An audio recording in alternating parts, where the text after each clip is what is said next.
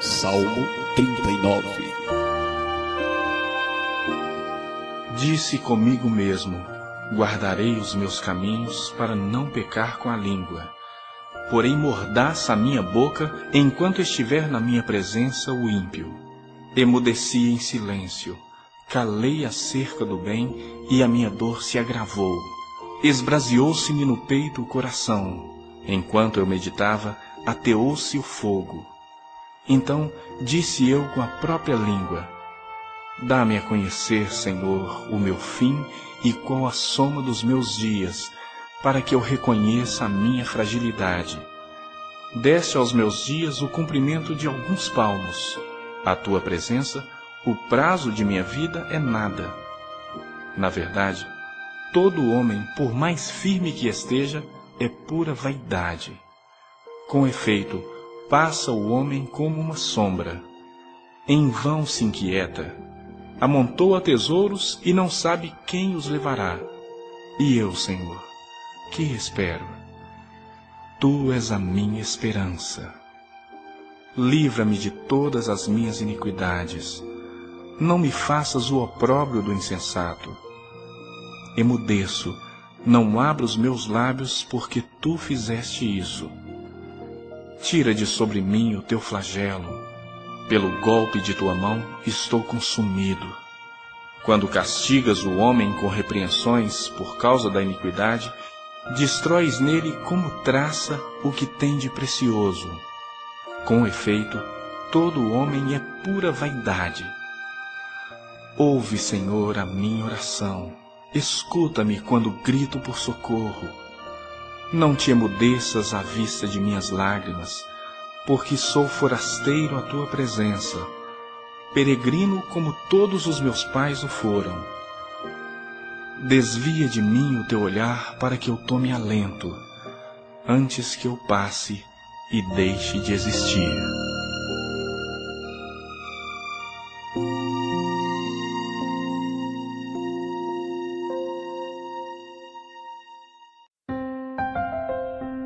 Ouça agora a reflexão do Salmo do dia. A reflexão de hoje é no Salmo de número 39, na apresentação Cristiane Lima.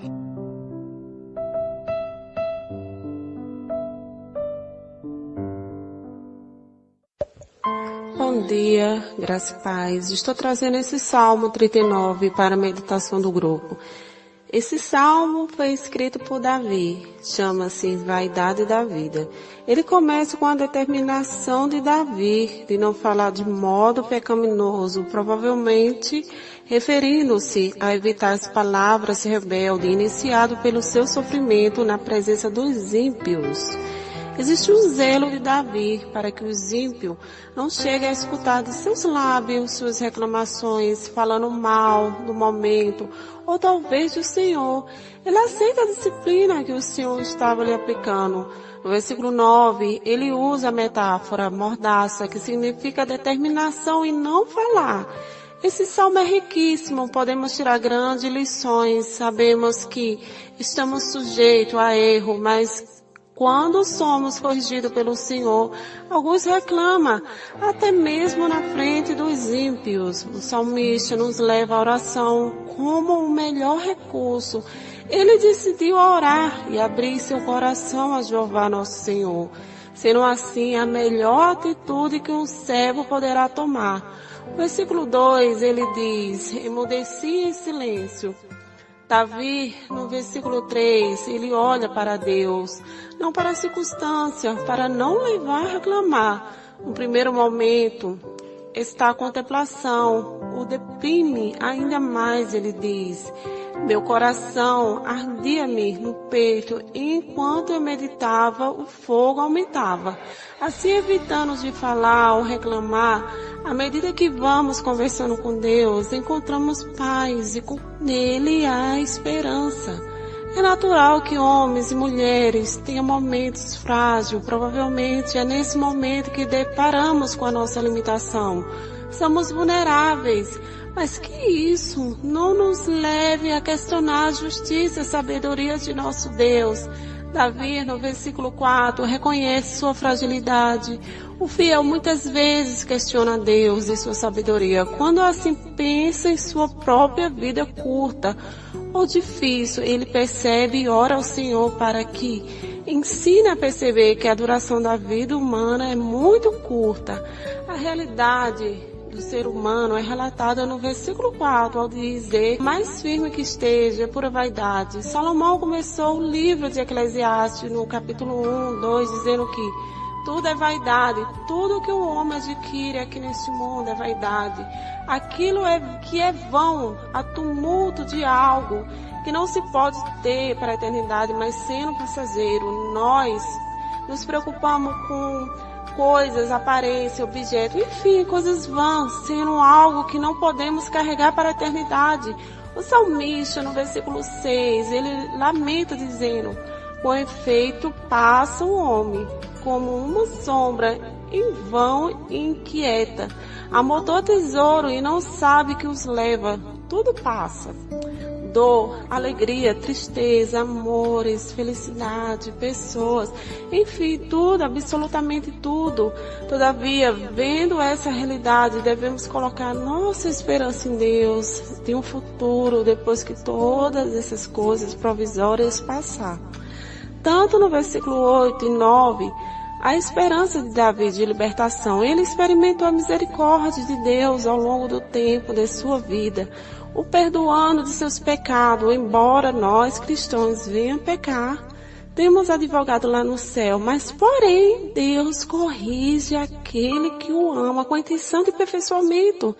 Sei que sentimos dolorido quanto nossas súplicas imediatas não são demoradas. Davi sentiu isso ao ponto de declarar-se forasteiro da presença de Deus e peregrino com seus pais foram nessa terra. O que precisamos compreender é que somos peregrinos sim.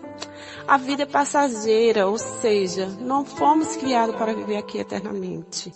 A Bíblia é cheia de metáforas referentes à natureza breve, transitória da vida terrena.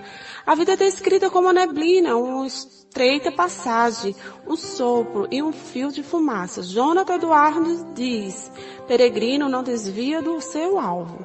Peregrinos lidam sem apego com as coisas desse mundo. Assim devemos desejar os céus mais que os confortos e deleitos dessa vida.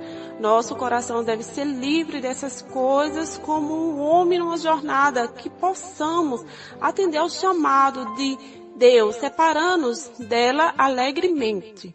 Encerro aqui com a esperança de Davi no último verso, suplicando que o Senhor desvie dele o olhar penetrante e que na sua ira lembre-se de misericórdia, a fim de que ele possa tomar alento, possa se animar e se regozijar e louvar o Senhor para sempre.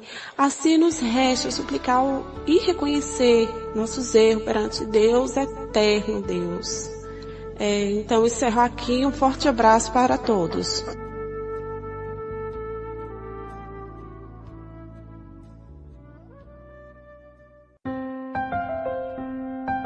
Acabamos de apresentar a reflexão do Salmo do Dia. Uma produção do grupo A Cristandade em Debate.